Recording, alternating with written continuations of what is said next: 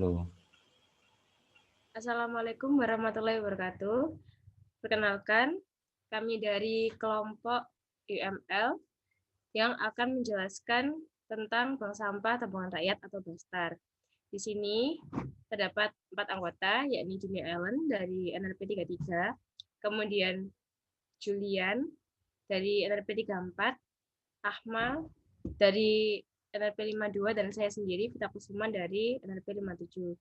Sebelumnya, kami akan membahas tentang UML atau Unified Modeling Language, yang mana UML ini adalah sebuah metodologi untuk mengembangkan sistem OOP atau desain program berorientasi objek. Kemudian, keuntungan menggunakan UML ini adalah agar rangka berpikir untuk memecahkan masalah lebih luas. Kemudian, langsung next. Langkah-langkah untuk membuat UML adalah sebagai berikut. Yang pertama adalah menentukan studi kasusnya terlebih dahulu. Kemudian yang kedua adalah menentukan representasi dari aktor dan static context diagram. Kemudian yang ketiga adalah mengidentifikasi use case dan use case diagram. Dan yang keempat adalah membuat main success scenario. Dan yang kelima adalah sequence diagram. Kemudian yang terakhir adalah membuat activity diagram. Nah, yang pertama ini adalah membuat studi kasusnya terlebih dahulu. Yang pertama, customer memiliki kartu sampah. Dan yang kedua, customer memasukkan sampah sesuai dengan kategori ukuran, yakni kecil, sedang, dan besar. Dan yang ketiga, total sampah yang dimasukkan sesuai dengan kategori akan menjadi nominal top-up saldo milik customer. Dan yang keempat, bank sampah dapat memberi info customer apabila wadah sampah telah penuh. Kemudian, bank sampah tersebut mengeluarkan sampah yang telah dimasukkan karena sudah penuh. Kemudian yang kelima adalah bank sampah dapat memberi informasi ke customer untuk mendatangi bank sampah yang lain yang posisinya dekat dengan posisi customer. Kemudian yang keenam, info yang ditampilkan pada wadah sampah terdapat kapasitas wadah sampah, kemudian ada saldo customer, dan jumlah customer hari ini. Dan yang ketujuh, terdapat fungsi saldo dan atau poin dari bank sampah. Kemudian yang 8, bank sampah terkoneksi dengan internet atau IoT serta database yang memungkinkan untuk mengirim data jumlah sampah hari ini ke database, kemudian mengirim data pengunjung hari ini, mengirim data saldo ke M-Banking masing-masing customer, dan mengirim info ke petugas pick up apabila wadah sampah telah penuh.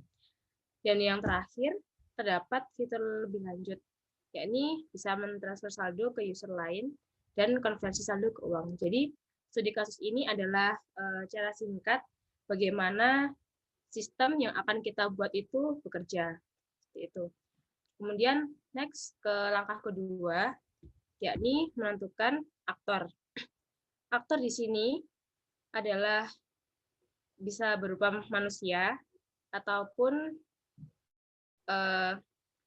yang berhubungan dengan sistem. Jadi, di sini aktor-aktornya adalah customer, kemudian petugas pick up, dan petugas maintenance, kemudian bank sampah lain, kemudian buat database. Biasanya, aktor ini dilambangkan dengan simbol stickman jika untuk manusia. Kemudian jika untuk yang bukan manusia dilambangkan dengan persegi panjang, kemudian terdapat tulisan aktor, dan di bawahnya terdapat nama aktornya. Kemudian next. Pada static context diagram, di sini adalah konteks diagram yang mempresentasikan suatu aktor yang telah dijelaskan sebelumnya. Di sini terdapat plot, yang dimana plot ini dapat terintegrasi oleh mesin A dan mesin B, yang dimana mesin A dan mesin B ini dapat mengirimkan suatu data yang berupa kapasitas penuh yang akan dikirim ke cloud, dan mesin A juga dapat mengirimkan kapasitas penuh yang akan dikirimkan ke cloud. Lalu mesin A dan mesin B ini dapat bertukar suatu informasi apabila suatu customer atau yang akan membuang sampah itu apabila pada mesin A ini penuh, maka mesin A akan memberikan informasi ke mesin B, sehingga customer akan datang menuju mesin B. Nah, pada mesin A dan mesin B ini terdapat suatu sistem, yang dimana sistem tersebut akan terprogram, yang terprogram tersebut terdapat 3, yaitu untuk card holder atau customer, dan untuk petugas pickup sampah, dan untuk petugas maintenance. Dari card holder sendiri yaitu orang yang memegang kartu, dan dari petugas sampah itu adalah orang yang mengambil sampah, dan untuk maintenance adalah orang yang membenarkan apabila mesin A atau mesin B itu terdapat error atau terkendala.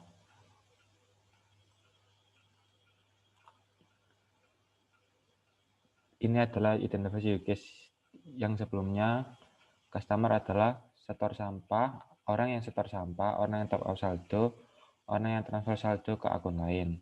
Sedangkan petugas pick up sampah adalah orang yang mengambil sampah di bank yang telah penuh.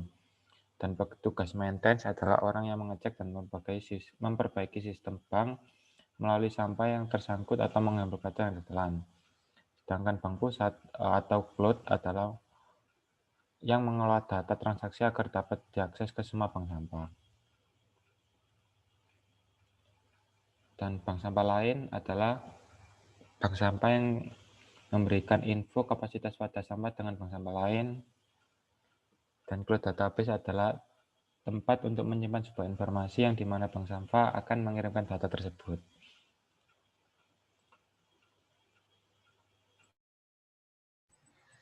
Nah, jadi setelah menentukan use case-nya, maka dibuat sebuah use case diagram, di mana use case diagram ini berfungsi untuk menghubungkan antara aktor dengan perannya. Nah, yang pertama terdapat simbol stickman, kemudian di bawahnya terdapat customer. Berarti customer ini adalah manusia yang tugasnya adalah menyetor sampah, kemudian top up saldo, dan yang terakhir adalah transfer saldo. Kemudian di bawahnya terdapat simbol stickman lagi, di mana namanya adalah petugas pick up. Berarti petugas pick up ini adalah manusia yang tugasnya untuk mengangkut sampah. Kemudian di bawahnya terdapat simbol persegi panjang, tulisannya aktor, dan di bawahnya terdapat nama cloud database, yang mana berarti cloud database ini adalah bukan manusia, sehingga disimbolkan dengan persegi panjang. Nah, cloud database ini mempunyai peranan untuk menyimpan semua data bank sampah. Kemudian dari sebelah kanan atas terdapat simbol stickman yang di bawahnya terdapat nama yaitu petugas maintenance, di mana petugas maintenance ini mempunyai peran untuk mengambil kartu yang tertelan oleh bank sampah, kemudian memperbaiki kerusakan mesin, dan mengambil sampah yang tersangkut.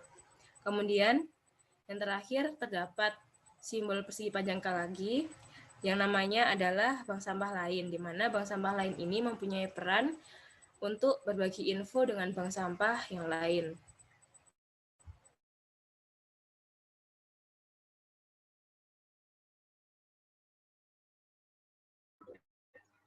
Nah, selanjutnya yaitu main success skenario. Di sini terdapat beberapa poin sebagai jalannya dari mesin Bastar tersebut. Nah, yang pertama yaitu customer memasukkan smart card-nya ke dalam mesin bank sampah. Jadi poin utama itu dipegang ada seorang customer yang memasukkan smart card-nya ke dalam bank sampah. Kemudian selanjutnya yaitu mesin bank sampah akan memverifikasi kartu yang telah dimasukkan. Nah, setelah customer itu memasukkan smart card-nya, maka bank sampah itu akan verifikasi kartu yang telah dimasukkan. Kemudian yang ketiga yaitu mesin bank sampah meminta untuk memasukkan PIN kartu. Setelah mesin bank sampah meminta untuk memasukkan kartu, maka nanti customer akan diarahkan untuk memasukkan nomor PIN. Nah, kemudian mesin bank sampah ini akan membaca dan membandingkan nomor PIN dengan nomor yang dikodekan pada mesin. Kemudian yang keenam yaitu mesin bank sampah akan memverifikasi PIN masukan dari customer tadi. Kemudian yang ketujuh yaitu mesin bank sampah akan menampilkan kategori sampah. Angka 8 yaitu customer akan masukkan sampah. Kemudian setelah customer masukkan sampah, maka mesin bank sampah akan mendeteksi sampah yang masuk, yang mana pendeteksi ini digunakan melalui sensor sampah. Kemudian yang ke-10 yaitu mesin bank sampah akan memproses sampah. Nah, setelah mesin bank sampah memproses sampah, maka sampah yang dimasukkan apabila tidak sesuai, maka sampah yang dimasukkan tersebut akan dikembalikan oleh mesin bank sampah. Nah, apabila sampah yang dimasukkan itu sesuai, maka bank sampah akan menambahkan saldo user ke call. Kemudian setelah itu saldo user akan ditambahkan. Setelah saldo user ditambahkan, mesin bank sampah akan menampilkan saldo terbaru. Kemudian setelah itu mesin bank sampah akan mengeluarkan kartu, dan yang terakhir ketika mesin bank sampah telah mengeluarkan kartu, maka customer akan mengambil kartu dari mesin bank sampah tersebut.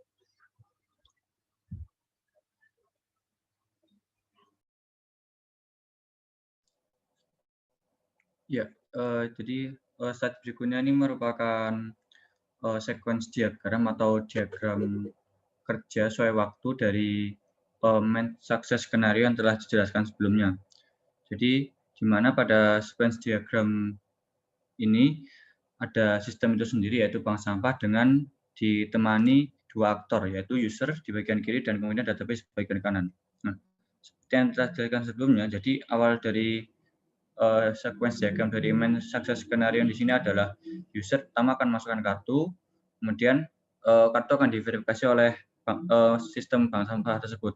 Kemudian apabila kartu valid, maka bank sampah akan merequest user untuk masukkan PIN, dan ketika user telah masukkan PIN tersebut akan diverifikasi kembali oleh sistem bank sampah. Dan apabila PIN valid, maka bank sampah akan menampilkan kategori sampah yang akan dimasukkan oleh user, entah itu kecil, sedang, ataupun besar. Dan kemudian setelah user memilih kategori sampah dan juga kemudian telah masukkan sampah juga, maka sampah yang dimasukkan akan dibaca oleh sensor pada sistem bank sampah tersebut. Nah, di sini ada dua case di mana apabila sampah tidak cocok, maka sampah akan dikembalikan ke user. Sedangkan apabila sampah cocok atau sesuai dengan kategorinya, maka dari sistem bank sampah akan menambahkan saldo sesuai dengan kategori sampah yang dimasukkan ke akun rekening user, di mana proses penambahan saldo tersebut akan di-request ke cloud, kemudian setelah ditambahkan di cloud atau di database, saldo akan ditambahkan dengan data tersebut dikembalikan ke bank sampah tersebut, dan informasi saldo yang baru akan ditampilkan ke user. Nah, kemudian apabila istilahnya transaksi telah selesai, maka bank sampah akan melakukan kartu dari user tersebut, dan kemudian terakhir user akan mengambil kartu tersebut. Bisa di next.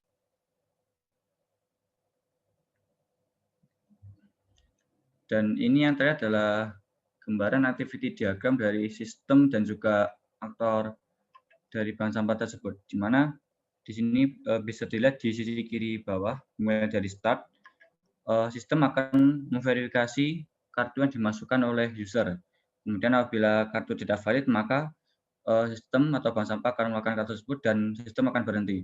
Sedangkan apabila kartu valid, maka user akan masukkan PIN dan diverifikasi oleh sistem. Dan apabila PIN salah verifikasi selama 3 kali, maka kartu akan digunakan juga dan sistem akan berhenti. Sebaliknya, jika PIN valid atau PIN benar sesuai dengan akun user tersebut, maka sistem akan dilanjutkan dengan menampilkan kategori sampah, yaitu mulai dari kecil, sedang, dan juga besar. Kemudian setelah kategori sampah dipilih, sistem akan mengecek apakah penampungan sampah yang dipilih sesuai dengan kategorinya itu penuh atau tidak. Apabila penuh, maka dari sistem bank sampah akan mengecek database dengan jenis sampah yang dipilih user, di mana di database tersebut akan dicek penampungan atau bank sampah lainnya terdekat dengan penampungan yang masih kosong. Nah, dari database tersebut, maka informasi tersebut akan ditampilkan di layar sehingga dapat dibaca oleh user, dan user dapat menuju ke bank sampah terdekat yang penampungannya masih kosong, seperti itu. Dan apabila penampungannya setelah dicek tidak penuh, maka pintu sampah akan dibuka, dan user akan memasukkan sampah, dan kemudian sampah tersebut akan disensor atau dicek oleh sensor dari bank sampah tersebut, dan apabila sesuai dengan kategorinya, maka sampah akan diteruskan ke penampungan, dan kemudian saldo user akan ditambah oleh sistem, dan kemudian proses penambahan tersebut juga dilangsungkan dengan mengupload saldo user ke cloud atau ke database juga. Nah, kemudian di database saldo user yang baru akan ditampilkan di sistem tersebut, dan kemudian akan menuju kembali ke menu awal, di mana menu awal tersebut ada pilihan, yaitu apakah user akan memasukkan sampah ulang. Di sini ditulis iya, sehingga dia akan masuk ke node lingkaran A di sini, dan kemudian apabila menu dipilih tidak, maka dia akan mengeluarkan kartu dan sistem akan berhenti. Nah, sebaliknya, jika kita kembali ke pengecekan sampah, jika sampah tidak sesuai, maka sampah akan dikeluarkan, dan kemudian akan tampilkan bahwa info sampah tidak sesuai. Kemudian karena sampah tidak sesuai, dari sistem akan langsung mengeluarkan kartu, dan karena kartu sudah dikeluarkan, maka dapat dikatakan sistem akan berhenti seperti itu. Bisa dilanjut.